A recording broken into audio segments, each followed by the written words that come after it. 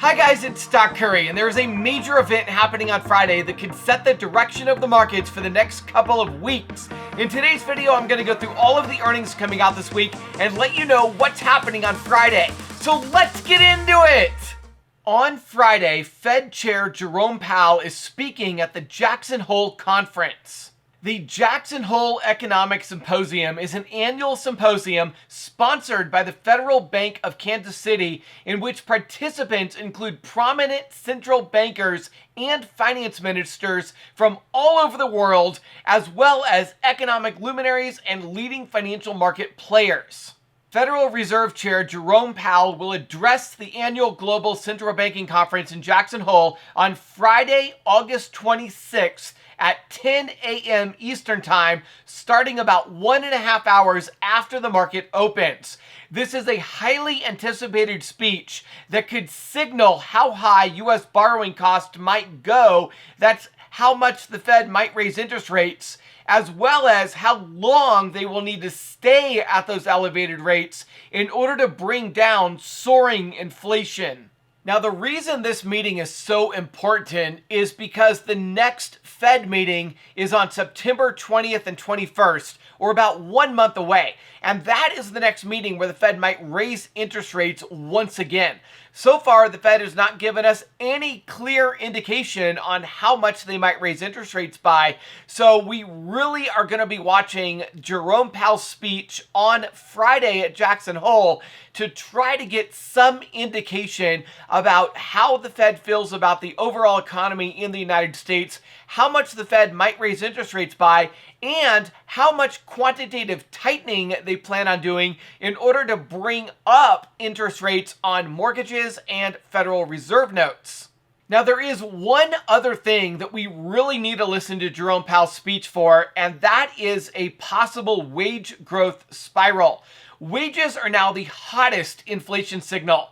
The problem is that both wage growth and job conditions remain strong. But there are some signs that the labor market is softening, but wages are not. The worst case scenario is a wage growth spiral that some economists have been fearing since inflation started taking hold last October.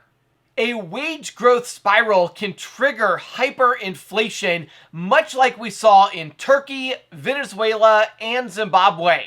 It could absolutely destroy the U.S. economy. The problem is, as wages go up, that causes more buying power for U.S. consumers. They in turn spend more, which rises prices some more, causing more inflation on the buying side. That in turn causes prices to go up on the wage side. The higher wages cause more buying power inflation. That buying inflation causes more wage growth inflation. And the wage and inflation, the wage growth inflation, it becomes a spiral. It spirals out of control and ends up in hyperinflation. And this is the thing the Fed is very, very concerned about. Even before the latest monthly jobs report, the economic cost index, which the central bank monitors closely, showed a quarterly spike of 1.3%. However, it also showed wages rising by 1.4%, meaning wages are going up faster than inflation. And that wage data freaked everyone out at the Fed. They turned conscious of a wage growth spiral, and that really impacted them. It threatened them. It got them on edge. The wage growth and owner's equivalent rent inflation, that is, rents going up and wages going up, are the two factors that Rupert says are really scaring the heck out of the Fed right now, even as other inflation data is moving in the right direction. That's because wages and rent are more sticky than other inflation indicators, which tend to be volatile, such as food and energy. So essentially what's happening here is that we are seeing supply side issues get fixed because the Fed is raising interest rates, and that is bringing down the overall inflation rate in the United States. We had a 0% month-over-month inflation in July, and that was still 8.8% year-over-year, but with the fact that it was 0.0% month-over-month, that was the first time we did not get an increase in inflation month-over-month. So clearly that side of things is getting better.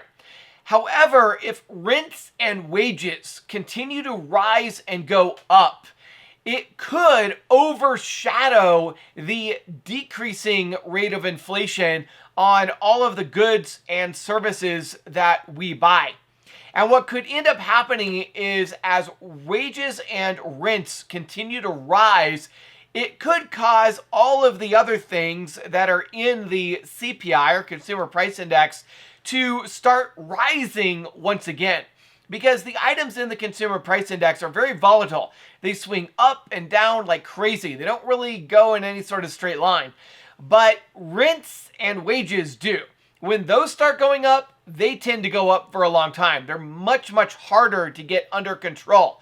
So the fact is, the Fed is saying, look, we're seeing a little bit of success on the consumer purchasing side, but the wages and rents are starting to get out of control. And if we don't get those under control fast, we are going to have hyperinflation on our hands, and it is going to destroy the U.S. economy.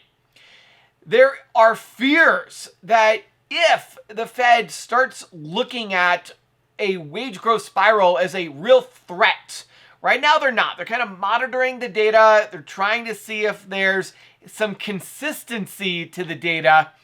If they start to see some consistency to the data and they start to see a wage growth spiral start to take effect and gain a stronghold, the Fed is going to be forced to do an emergency rate cut, or at the very least, a significantly higher rate cut than the market is currently pricing in. Sorry, not a rate cut, a rate increase.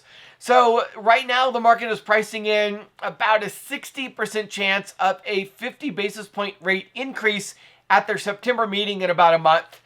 If the Fed starts looking at a wage growth spiral a little more deeper and they truly get concerned about that, we could see that rate increase in September hit 100 basis points or more. So we really have to listen to the Fed speech on Friday to understand what Jerome Powell is truly concerned about at this time and how much he really thinks that he needs to raise interest rates by in order to get inflation under control and also prevent a wage growth spiral. Long story short, we could quite possibly be facing our worst nightmare scenario. Now, so far, nobody is truly concerned about that, but we are seeing the very beginnings of economic data showing that it might be a possible issue a few months down the road. So this is just something new that we're going to have to keep our eyes out on as we go through these next couple of months. All right, the next thing we're going to do is talk about some news out of Tesla that I think is going to be really bullish for Tesla stock on Monday. Elon Musk says Tesla will hike the price of full self-driving by 25% in September. FSD currently costs $12,000 and they are increasing the price to $15,000. This is going to have the effect of increasing Tesla's revenue and profits, and that could be a significant boost for the stock price on Monday. Now let's talk about the earnings that are coming out this week. And while we don't have any major earnings that could move the market overall, we do have a lot of companies that retail investors invest in that you're going to want to know about. First of all, Monday after the close, we have Zoom. And then Tuesday before the open, we have Macy's, XPeng, JD, and Dick's.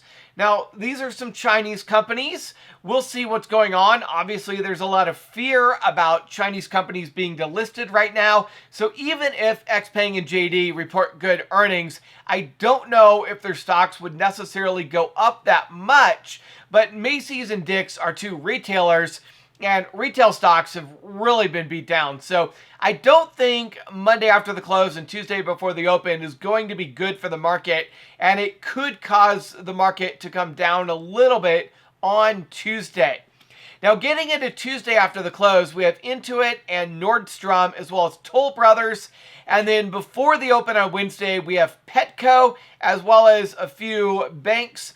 And then Wednesday after the close, we got NVIDIA. That's a huge one. We also have Salesforce and Snowflake. So when it comes to earnings, at least for retail investors, Wednesday after the close is going to be huge with three major companies that retail investors invest in: NVIDIA, Salesforce, and Snowflake. So keep your eyes out for those. It could have major implications for the NASDAQ and the Russell 2000 on Thursday. Now, Thursday before the open, we also have Peloton, Dollar Tree, and Dollar General.